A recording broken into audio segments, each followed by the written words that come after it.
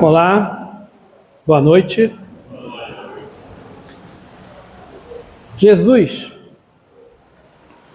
quando veio aqui na Terra, 2000 anos atrás, ele começou um trabalho, aos 30 anos, dizem que aos 30 anos que ele começou, um trabalho de treinamento.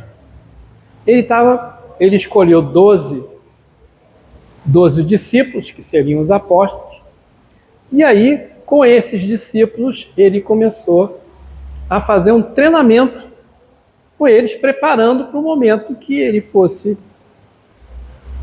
embora.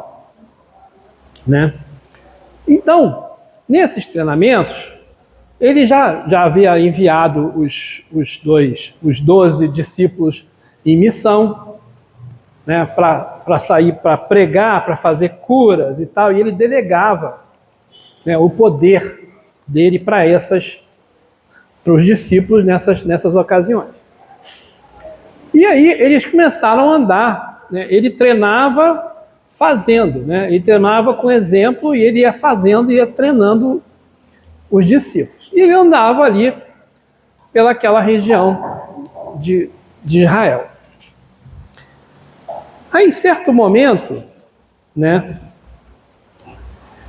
vamos falar aqui, ele está fazendo a subida para Jerusalém.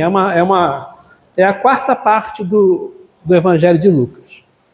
E aí, quando ele está começando a subir, quando eles peregrinavam, os apóstolos iam na frente e avisavam que Jesus estava chegando, e os simpatizantes de Jesus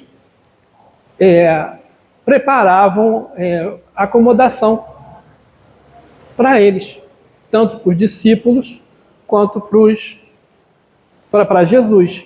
Então todo mundo, eles iam na frente e já iam ver onde que eles iam ficar hospedados. Eles caminhavam de um lugar para outro, tinha que ser a pé, não existia, eles não tinham cavalos, não tinham carruagem, eles iam andando. E aí, de povoado em povoado, quando eles pernoitavam, eles procuravam algum lugar para ficar. Aí, eu vou ler o texto aqui. Quando estavam indo para Jerusalém, eles vão passar pela Samaria. De onde eles estavam vindo, tinha que passar pela Samaria. Aí o texto da Bíblia fala assim, está em Lucas, capítulos 9, versículo 51 em diante. Quando se completaram os dias de sua assunção, assim, de subida para Jerusalém, ele retomou relutantemente o caminho de Jerusalém e enviou mensageiros na frente. Esses puseram-se a caminho e entraram num povoado de samaritanos, a fim de preparar-lhe tudo. Eles, porém, não receberam os samaritanos, pois essas pessoas, Jesus e os apóstolos, caminhavam para Jerusalém. Em vista disso, os discípulos Tiago e João disseram: Senhor, queres que ordenemos que desça fogo do céu para consumi-los? Tiago e João conversando com Jesus. Discípulos de Jesus já tinham ouvido as bem-aventuranças, já tinham ouvido o Pai Nosso, já tinham ouvido pedir, obtereis, já tinham ouvido um monte de coisa. Quando vão para Samaria, eles ouvem a negativa dos samaritanos de quererem receber Jesus, porque eles estavam indo para Jerusalém. E aí, Tiago e João queriam assim, Senhor, queres que ordenemos que desça fogo dos céus para consumi-lo, para matar todo mundo? Aí Jesus repreende eles e eles vão para outro lugar, para arrumar lugar, outra pousada em outro lugar. Essa rusga, esse ódio, vou falar assim, esse ódio dos judeus com os samaritanos, isso vinha lá de 900 anos antes. 900 anos antes, quando houve a divisão do povo, da nação judaica, da nação israelita. Os filhos de Salomão, depois que Salomão morreu, os filhos deles brigaram entre si e se dividiram entre o reino do sul e o Reino do Norte. O Reino do Sul era chamado de Judá, daí vem o nome judeus, tinha como capital Jerusalém. O Reino do Norte, chamado Israel, tinha o nome, tinha a capital Samaria. E eles então começaram a divergir filosoficamente de como entender os escritos de Moisés. Os samaritanos só aceitavam o Pentateuco mosaico. Só aceitavam os 5 livros de Moisés. Gênesis, Gênesis, Êxodo, Levítico, Números e Deuteronômio. Não aceitavam os reis, não aceitavam o livro dos profetas e assim por diante. Nem os cânticos, os salmos, né? Então eles só seguiam aquilo ali. Já o povo de Judá, os judeus, seguiam a Bíblia hebraica que a gente conhece hoje, que é o Antigo Testamento, na maioria das Bíblias que a gente tem aqui agora no Ocidente. E então, por causa dessa divisão, havia um ódio muito grande. Eles eram inimigos mesmo. Era como se fossem, pensa em 2 povos, hoje em dia, né, os 2 povos estão brigando lá no Oriente Médio. Era a mesma briga, era a mesma raiva. E eles tinham. E aí, isso se reflete na conversa de Tiago e João com Jesus. Ficam com raiva e querem que Jesus mande cair fogo dos céus para matar todo mundo. Bom, aí eles entram em Jerusalém e aí eles entram numa sinagoga, né, lá em Jerusalém, e um doutor da lei, conhecendo Jesus, olha para ele e fala assim: mestre, o que farei para herdar a vida eterna? Aí Jesus responde com outra pergunta: o que está escrito na lei? Como você lê? Como você entende? Não é? Ele não perguntou o que está escrito na lei, o texto. Como você lê, como você entende? E aí, o legista, né, o doutor da lei, respondeu: amarás o Senhor teu Deus com todo o seu coração, de toda a sua alma, com toda a sua força e de todo o teu entendimento. E a teu próximo como a ti mesmo. Na tradição judaica, né, o coração era a sede da inteligência, a sede da alma. A gente hoje usa a cabeça, né, o cérebro, né, a mente está dentro do cérebro. Para os judeus, na tradição judaica, era no coração. A alma representava a integralidade entre o corpo físico e o espírito. Então, era assim, representava a vida. Ali a alma representava vida. Força, com toda a sua força. A força que eles tinham eram as suas posses, eram o seu poder, né? O poder social, o poder econômico, o poder político. E o entendimento era o conhecimento. Era quanto eles conheciam, sabedoria, né? Então, ele fala, é como se o doutor da lei estivesse falando: você tem que amar a pessoa, né? amar a Deus com toda a sua inteligência, com o seu corpo e a sua alma, com todas as suas posses e com toda a sua inteligência, com seu conhecimento.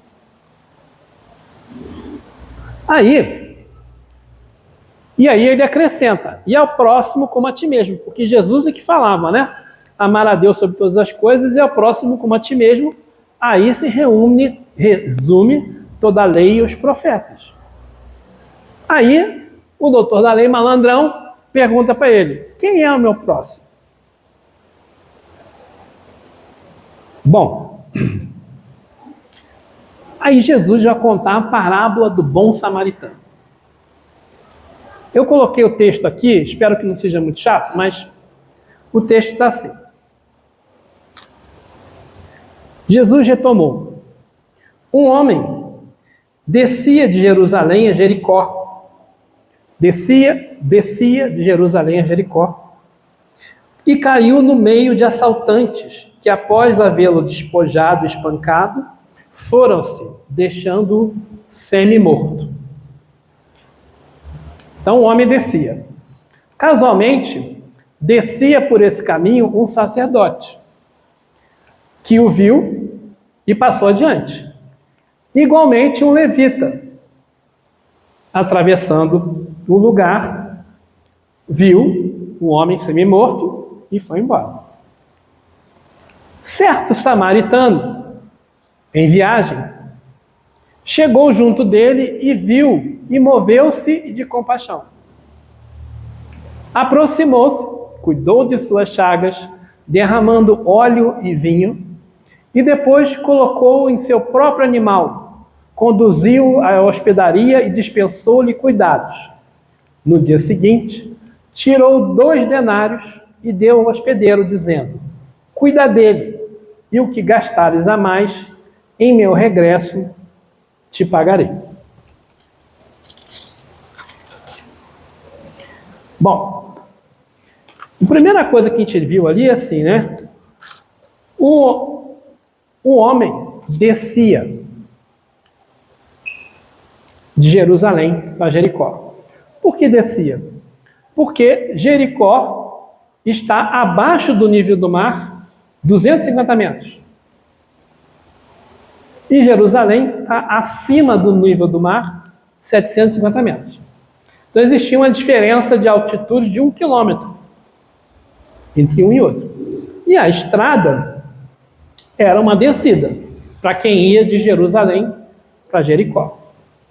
Jerusalém era a sede do templo.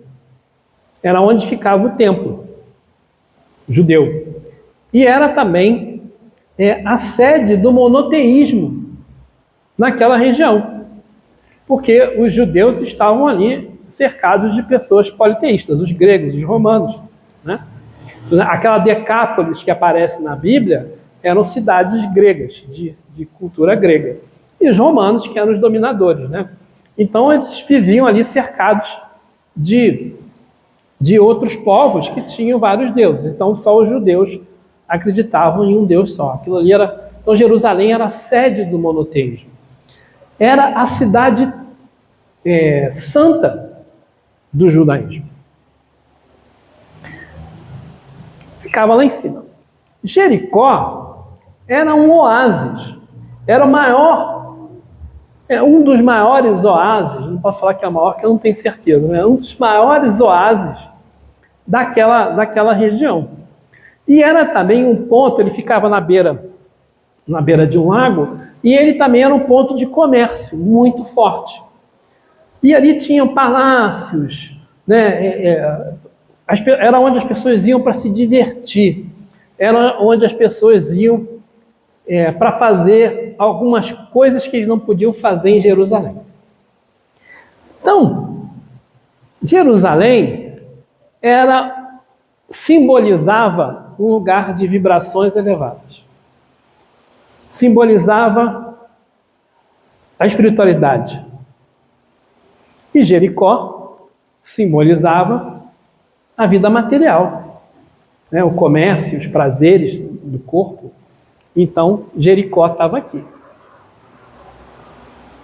E quando falava que alguém descia de Jerusalém para Jericó, Jesus estava também falando de uma descida vibratória. Ele saía de um lugar elevado e vinha para um outro lugar. Bom, então ele fala lá, um homem descia de Jerusalém para Jericó quando foi atacado por uns assaltantes, que roubaram tudo dele, até a roupa. Deixaram ele só de cueca. Naquela época, a gente não tinha carteira de identidade, né? Mesmo se tivesse, teriam roubado, né? Então, a pessoa nua, né, semi-nua, deitada ali, semi-morta, porque ele disse que deixou, os assaltantes deixaram ele semi-morto, não foi? Ele não era identificado. Quem era aquela pessoa? Era um judeu?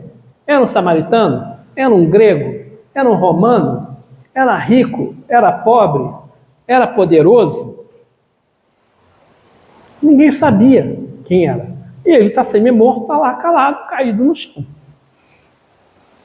Então não dá para identificar, não dava para identificar quem era essa pessoa. E o que é interessante é que durante a parábola inteira não identifica. Você, quando termina a parábola, você não sabe quem é. Aí desce um sacerdote que olha, vê o homem lá caído no chão e passa direto. Aí depois também passa um levita, que passa ao largo, desvia e vai embora. Bom, vocês estão pensando, né? Pô, sacerdote, hein? Que absurdo, né? Outro dia, eu estava vindo para o centro fazer palestra. Estava igual hoje, ruim de parar o carro. Estava ruim de parar o carro. Já era quase 8 horas. O salão estava cheio. Aí eu vim passando ali, né? Tem uma lata de lixo ali, vocês já viram, na minha esquerda? Eu paro o carro lá em cima e vim correndo, descendo, e tinha uma pessoa dentro do lixo. Aí eu passei, olhei, gente, não dá para parar. Eu tenho que ir no centro, né? Tá a Simone, tá a Mercedes, tá a Celinha, tá o Paulinho, tá o Fabrício, tá o Anderson, tá o Alberto, tá todo mundo me esperando. Eu não posso. Alguém vai ajudar. Hein? A gente faz isso? A gente faz isso? No dia que aconteceu isso, o que eu fiz? Eu vou contar depois o que eu fiz. Vamos lá. Os sacerdotes, né, na tradição judaica, a tarefa deles era coordenar os holocaustos, os sacrifícios, no templo, nos templos, né? Então não tinha só o templo lá em Jerusalém, também existia uma sinagoga, né, ali embaixo, em Jericó. E ele não, bom, ou então ele morava em Jericó, eu não sei. Sei que se ele encostasse em um morto, ele tinha que passar por um ritual de purificação e queria ficar 7 dias sem poder fazer os rituais. E na tradição judaica, o pagamento do sacerdote era feito com uma parte dos holocaustos. Então, quando chegava alguém lá, vamos sacrificar um cordeirinho, ele pegava uma parte, queimava, o sangue jogava fora e ele guardava uma parte da carne para ele. Então, alguém ia fazer um sacrifício com um bolo, né? Ia levar para ele lá um bolo de aipim, com coco, né, Virgínia? Aí ele dava como oferenda uma parte e ficava com uma parte para ele. E aquilo era o pagamento dele, eram os dividendos dele. Era como ele era pago. Os levitas eram os ajudantes, eram os coroinhas. Sabe coroinha? Eram os coroinhas. Então, os levitas eram todos descendentes de Levi, lá da época de Moisés. E os levitas eram os ajudantes do templo. Eram eles que tomavam conta de tudo para o templo funcionar.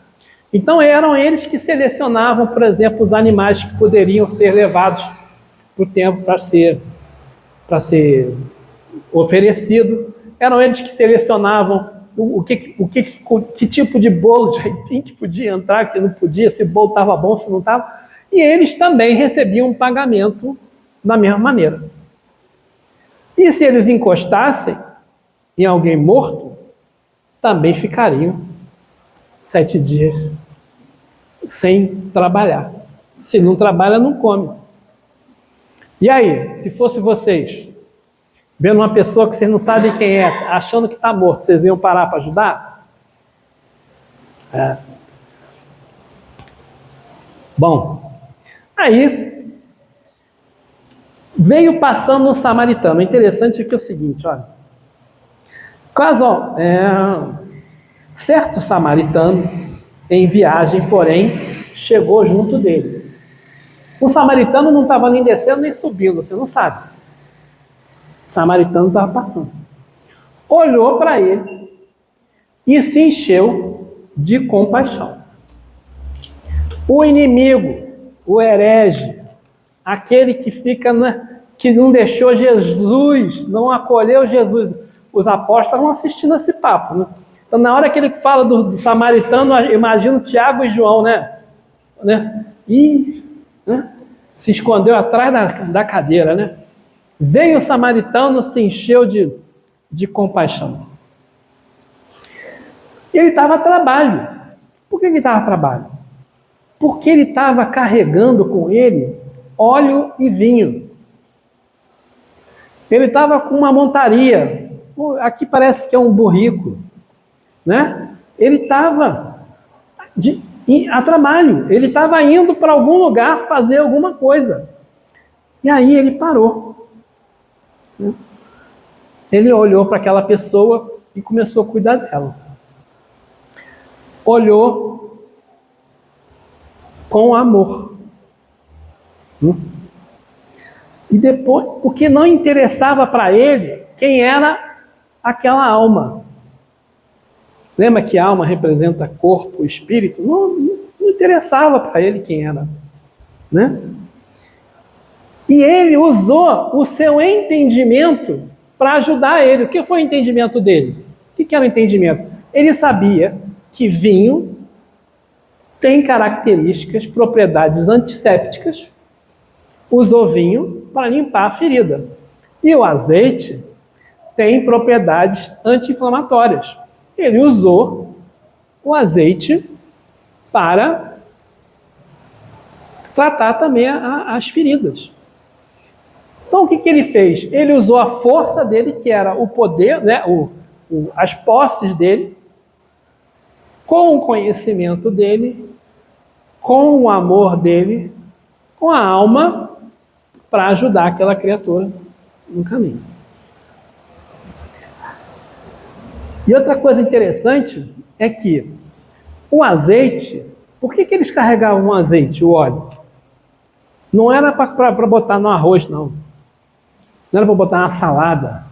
É que o azeite, o óleo, servia para acender a luz de noite. Você botava nas lamparinas, né? E você botava o azeite, acendia e ficava a luz. Então, azeite, por motivos óbvios, simboliza a luz. E o vinho era para ele matar a sede, mas o vinho também representa alegria, né? Então ele foi lá e ajudou aquela pessoa com luz e com alegria, com todo o seu amor, com toda a sua alma, com toda a sua força e com todo o seu entendimento. Aí ele pegou, né, e colocou a pessoa num cavalo.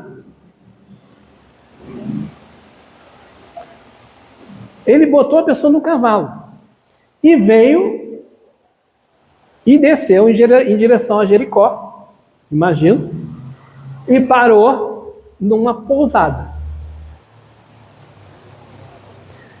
Então, vamos lá. Quando a gente acha uma pessoa na rua, igual eu achei aquela pessoa ali, vocês acham que eu devia colocá-la nas costas?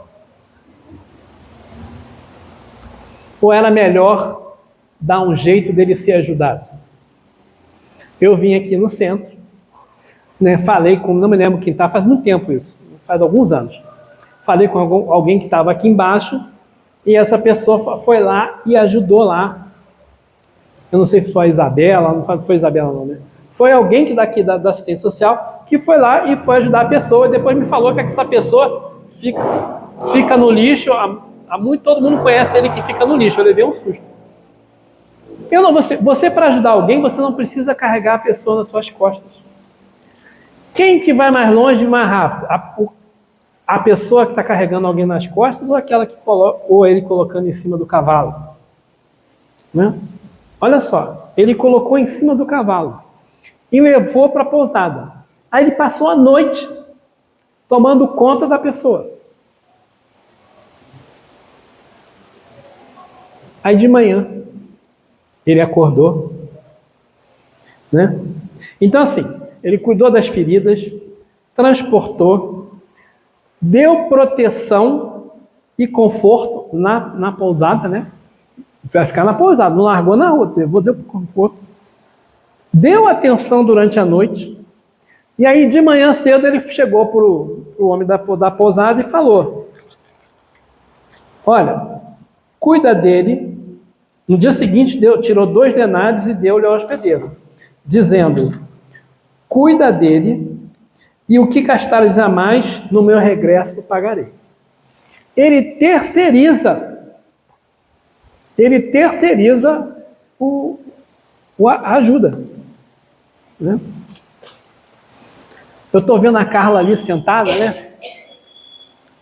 Sabe o que os enfermeiros fazem? Eles são terceirizados. Alguém paga eles para cuidar dos outros. E, como o dono da pousada, cuida da pessoa com todo o seu amor, com toda a sua alma, com toda a sua força e com todo o seu conhecimento. Por isso que eles têm faculdade de enfermagem, no caso da Carla, né? O técnico de enfermagem tem um curso de enfermagem. O médico, né? O psicólogo, o psiquiatra, o assistente social. Todas essas pessoas são terceirizadas para cuidar dos outros.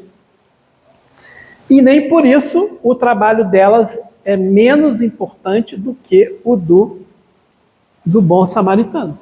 Concordam comigo? E o que é interessante é que o bom samaritano, ele paga, cuida dele, quando eu voltar, se precisar, eu dou mais. O que ele falou quando eu voltar? Que ele vai supervisionar. Ele está tomando conta. Ele não largou para lá. Toma aí teu dinheiro, toma um dinheiro aí, cuida desse cara e vai embora, nunca mais vai pensar nisso. Ele voltou para ver o que aconteceu. E ele falando isso para os judeus. Né? Aí, aquela pergunta do judeu, do doutor da lei: quem é o meu próximo? Aí Jesus conta a história, né, e pergunta assim: qual dos 3, em sua opinião, foi o próximo do homem que caiu na mão dos assaltantes? Aí o doutor da lei responde: aquele que usou de misericórdia para com ele. Aí Jesus disse: vai, tu também, e faz o mesmo. Essa é a história. Mas, vamos pensar. Vamos pensar aqui. A nossa vida é como uma estrada entre Jerusalém e Jericó. Jerusalém, eu vou chamar agora de plano espiritual. A gente está lá no plano espiritual. Aí a gente vai reencarnar. A gente vai reencarnar e a estrada é a nossa vida aqui. E a gente precisa, na nossa vida, a gente precisa andar entre o espiritual e o material, porque ninguém vive, né, não dá para viver de contemplação. O interessante é que o próximo item que Jesus fala, termina para o bom samaritano, ele conta assim a história, Lucas conta. Jesus chegou na casa de Marta. E Marta recebeu Jesus E enquanto ela ficava trabalhando, Maria, que era irmã de Marta, ficava olhando, ficando bebendo os ensinamentos de Jesus. E Marta era atarefada para lá, para cá, foi fazer isso. Jesus está aqui, tem que fazer comida, tem que fazer o bolo de aipim, tem que fazer, né, o pastel, tem que preparar tudo, tem que deixar tudo limpinho, não sei o que. Na hora que ele vê, na hora que ela está lá esfalfando, olha para a sala, está lá Maria sentada, né, com pano, né, que ela estava limpando alguma coisa no braço, assim, olhando para Jesus. Ela chega para Jesus e fala: Jesus, essa mulher está aí fazendo nada, diz para ela me ajudar. Aí Jesus fala: olha, ela está pegando a melhor parte. Por quê? Tem hora para eu ficar em Jerusalém e tem hora para eu ficar em Jericó. O importante é o equilíbrio. Essa história de Maria, Marta e Maria, está logo depois é o texto seguinte, é o versículo seguinte, né? E essa Maria e essa Marta são os irmãs e as irmãs de Lázaro, que Jesus depois ia ressuscitar, tá? São as mesmas. Então, né, a gente vive nessa estrada. E quantas vezes nós descemos, né, nós mudamos a nossa vibração? Muitos de nós nessa estrada nós somos como o homem, né? Mas muitas vezes nessa estrada a gente pode se sentir semi-morto. Semi-morto. Emmanuel, deixa eu ver aqui qual é o livro. O Espírito Emmanuel, no livro, no Reformador de março de 66, ele comentando os semi-mortos, né? Essa história dos semi-mortos. Ele fala assim: o homem que descia de Jerusalém para Jericó caiu em poder dos ladrões, que os despojaram, cobriram de ferimentos e o deixaram semi-morto. Em todos os tempos, encontramos também os semi-mortos da alma nas estradas do mundo. Aí eu não vou falar, não ver o texto não. São os incompreendidos. Quantas vezes a gente, né? A gente sofre um golpe, as pessoas não entendem, né, o que eu estou sofrendo, o que eu estou sentindo.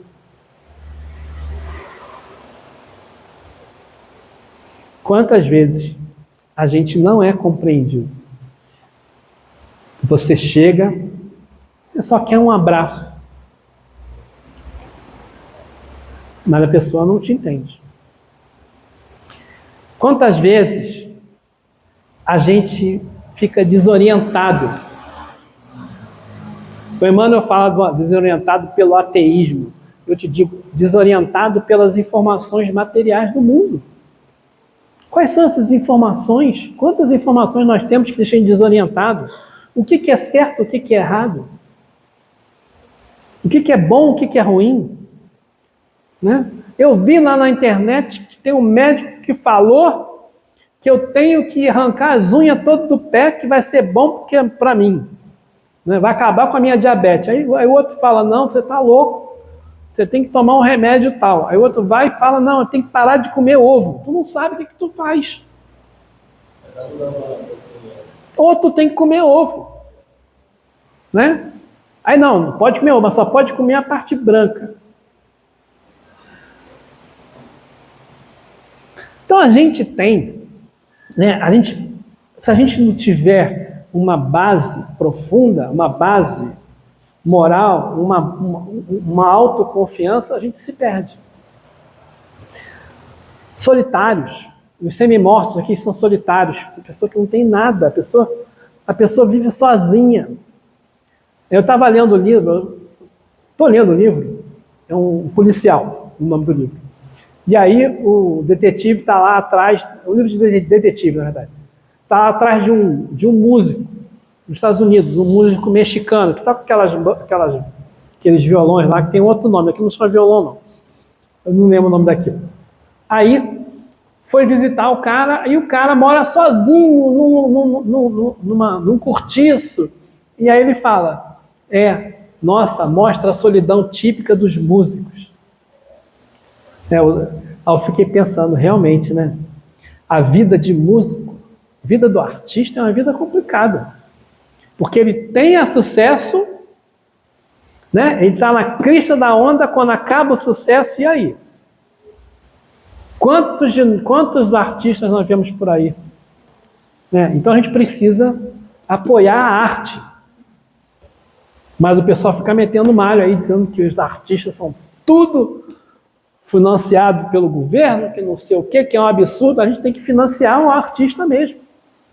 A gente tem que dar apoio. Porque quando você escuta uma música, você fica inebriado. Mas e aí? Quem foi que fez aquilo? Precisou de estudo, precisou de amor, de alma, de força e de entendimento. Os desesperados, os esquecidos, os obsediados. Existem pessoas que são obsediadas, que sofrem ataques, e a gente não sabe. A gente não sabe. Nós fazemos um estudo de mediunidade na terça-feira, e a primeira aula da turma foi nessa terça, e eu falei para vocês, né? Qual é o objetivo do estudo? Não é desenvolver do nada uma coisa que você não tem. É você aprender o que é teu e o que não é teu. É a coisa mais difícil que tem. É aprender o que é meu e o que é do Espírito. Porque é sutil, porque os espíritos que estão com a gente são muito parecidos com nós. Os desanimados, os deprimidos, os angustiados, são todos vítimas, né? Vítimas da vida moderna, que caíram no caminho entre Jerusalém e Jericó. E essas pessoas estão vivas, mas semi-mortas. Olha só que coisa. Nós, espíritas, né? Nós cristãos, nós muçulmanos, nós hindus, nós budistas, nós ateus, nós seres humanos, temos a obrigação de recolher aqueles que estão semi-mortos. Porque um semi-morto não é apenas aquele que está machucado, com a pele exposta. Tem os machucados internos. É por isso que a gente trabalha, né? Nosso objetivo é sempre trabalhar no que a gente sente. Como que eu vou fazer para lidar comigo mesmo, para poder lidar com os outros, né? Eu falo isso tudo, mas não consigo fazer nada, tá? Só estou falando. Mas, vamos lá. Falei do homem, né? E os assaltantes? Quem são os assaltantes na estrada da vida? Toda vez que a gente se afasta das vibrações elevadas de Jerusalém, a gente se aproxima das vibrações de Jericó, a gente dá guarida para espíritos que estão aí disponíveis, né, interessados em que a gente não tenha sucesso. Allan Kardec pergunta no Livro dos Espíritos, por que os espíritos querem perturbar os outros? Aí os espíritos respondem, eles têm inveja da felicidade alheia. Eles não querem que a gente seja feliz. Está lá no Livro dos Espíritos, não sei que questão que é não, mas está lá. Então, toda vez que a gente se conecta com essas vibrações mais, eu falo assim, menos elevadas, a gente se torna vulnerável. E quando a gente está vulnerável, né, aí eles chegam para a gente e incitam as nossas paixões. Quais são as nossas paixões? Vocês sabem que eu gosto muito de futebol, né? Então, A gente vê, eu gosto de futebol, eu fico abismado. Como que as paixões do futebol, as pessoas apaixonadas brigam. Sai no tapa. Gente, são só 22 caras correndo atrás de uma bola. Tentando colocar num buraco. Sabia? Sabia disso? Pensa bem. São 22 caras correndo atrás de uma bola. Aí, como a gente não é disciplinado, tem que botar lá um árbitro, que não tem mãe, né? O que, coitado, o que ele sofre. Outro dia eu vi a Carmen Lúcia, né, ela falando assim, que ela é igual juiz, ela é igual árbitro de futebol. Por quê? Não, porque o árbitro de futebol dizem que tem duas mães, né? Uma que está em casa e a outra para os outros xingar. E juiz de direito também. Por que ela falou isso? Porque a gente é atacado. Porque as pessoas confundem as paixões, o que é importante e o que não é. Então a gente é vítima dessas paixões e a gente entra nessa. A gente fica com raiva, né? Passa o motoqueiro com barulho, o que vocês pensaram? Não, aqui ninguém pensou nada. Ninguém pensou nada. Ó, tá passando outro. Não pensa, não pensa. Né? Só pensamento elevado. Então a gente tem essa coisa da gente, raiva, revolta, está me incomodando. E quando a gente tem, outra coisa interessante que machuca muito é a mágoa. Eu já contei até na turma nossa do estudo lá, e na década de 2099, alguma coisa parecida. Eu trabalhava numa empresa, eu adorava o emprego, adorava. E eu estava indo super bem, os diretores gostavam de mim, já tinha viajado para fora do Brasil, e todo mundo falava que o André é o próximo, teve uma mudança lá, caiu o diretor que me apoiava, entrou outro. O cara que entrou no lugar dele, a primeira coisa que ele fez, me mandou embora. O cara me mandou embora de costas, sem olhar na minha cara, não teve coragem de olhar na minha cara. A raiva que eu fiquei dele. Eu fiquei obsediando ele, tá? Alguns anos. Pensando. Coisa ruim para ele. Fiquei obsediando ele. A mágoa. O que é a mágoa? A mágoa é isso. A mágoa é um negócio que fica aqui, ó. Você não consegue falar. Você não consegue engolir. Ele me fez mal uma vez. E toda vez que eu pensava nele, eu me fazia mal. É por isso que Jesus falava, tem que perdoar. Boa noite. Tem que perdoar 70 vezes 7 vezes. Por quê? Quando tu perdoa, tu esquece. Né?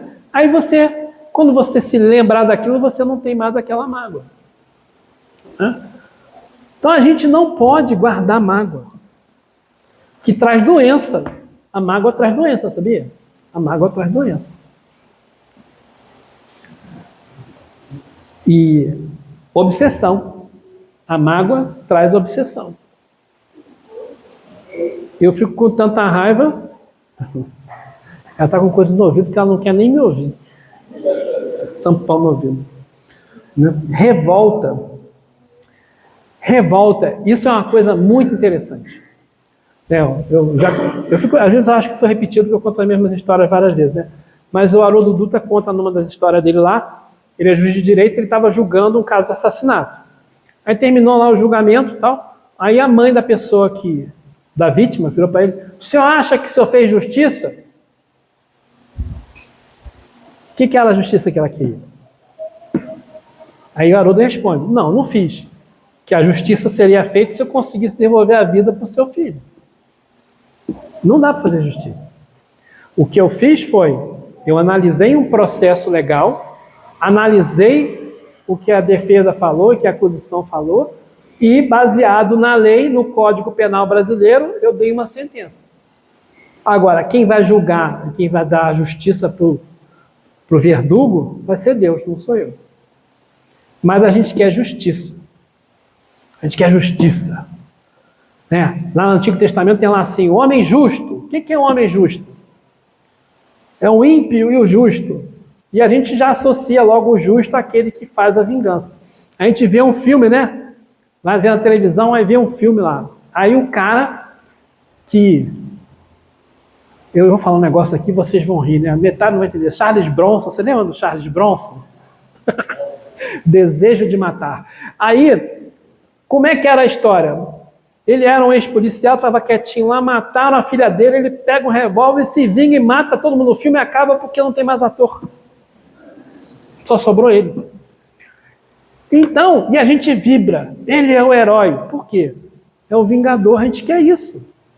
Nós ainda estamos muito pensando, nós ainda estamos no olho por olho, dente por dente. Jesus veio falar, né, amar o próximo como a si mesmo. Os Espíritos vieram e disseram para a gente, olha, fora da caridade na salvação. E a caridade significa indulgência, benevolência e perdão. E nós ainda estamos lá na lei de Italião. Né? Nós ainda nem fomos, ainda nem estamos naquele treinamento que Jesus fez com os discípulos. Então, antes. A gente ainda está tentando. Né? E aí, a gente tem todas essas paixões, todos esses negócios. Essas coisas todas afastam a gente dos valores espirituais. Aí, como consequência disso, quando a gente não consegue realizar nossos desejos, né? Nossa raiva, nossa vingança, a nossa ambição, a gente fica com a autoestima em baixa. Aí, volta lá para o semi-morto. Eu não consegui, aí eu me encontro semi-morto. Depressivo, não consigo fazer nada. A vida não é isso. Né? O que é a vida? Né? A vida, essa estrada, é essa disputa o tempo todo, em que a gente fica entre o alto e o material. Né? A nossa cabeça fica para cima, né? Nossos pés para o chão. Por quê? Porque é para a gente ficar mais perto das coisas elevadas. Mas às vezes a gente anda assim, né? Todo mundo corcunda, olhando para o celular. Nós vivemos uma época em que você vê as pessoas no show, vendo o show através da tela do celular. Não dá para entender. Eu prefiro ficar em casa. Né? Havia uma corrida de Fórmula 1, estava lá todo mundo filmando, olhando a corrida. Gente, o celular diminui tudo. Aí depois fica pensando assim, não dá para entender. Não dá para entender.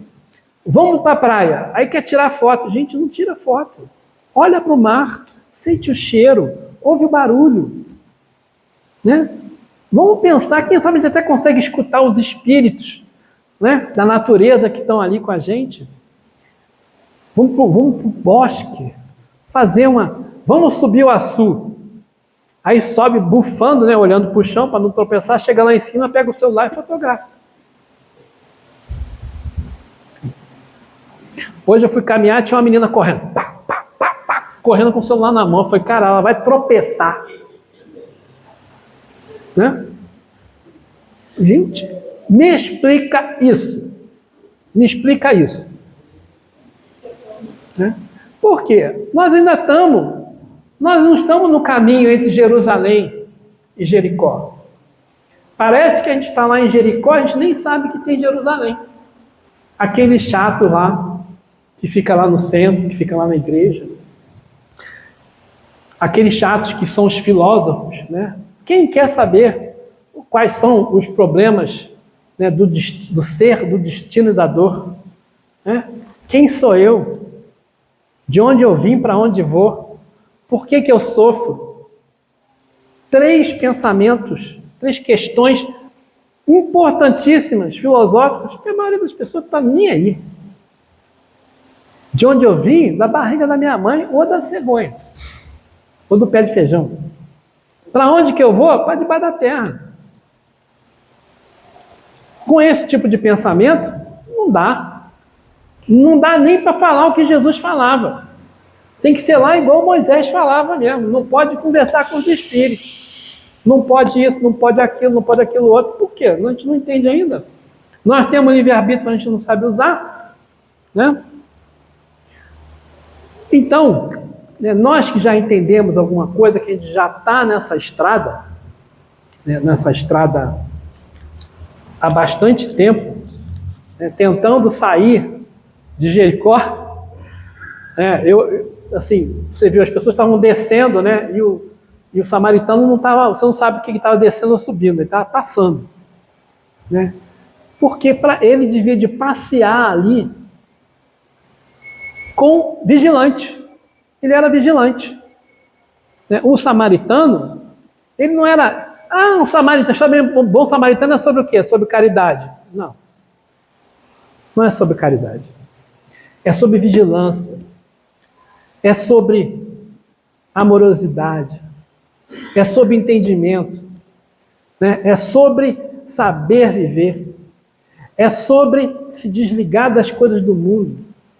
É sobre ajudar o outro. Ajudar o outro e se importar com aquela ajuda. Não é sobre dar esmola. Que ele dá o dinheiro, né? Ele dá o dinheiro para o dono da pousada, depois volta. Ele não deu uma esmola. Ele também está ajudando o dono da esmola, da pousada.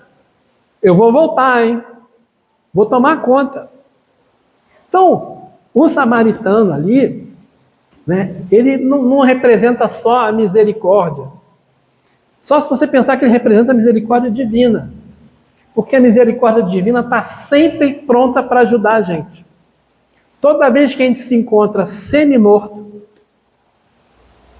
na estrada da vida, os espíritos amigos estão sempre nos ajudando. E a misericórdia divina está para nos apoiar, para nos dar luz, o azeite, para nos trazer consolo, alegria, o vinho, para nos dar o transporte, aquela porta que se abre quando a gente acha que está no fundo do poço, né? Para a gente às vezes descansar aquelas fases da vida da gente que está tudo certo. A pessoa fala, se melhorar estraga, né? Porque daqui a pouco vem outra tarefa. Porque a nossa vida é assim, cheia de idas e vindas. Então nós temos que ter certeza que a misericórdia divina, do mesmo jeito que o samaritano, o bom samaritano, sempre vai nos ajudar na estrada da vida. Uma boa noite para todos.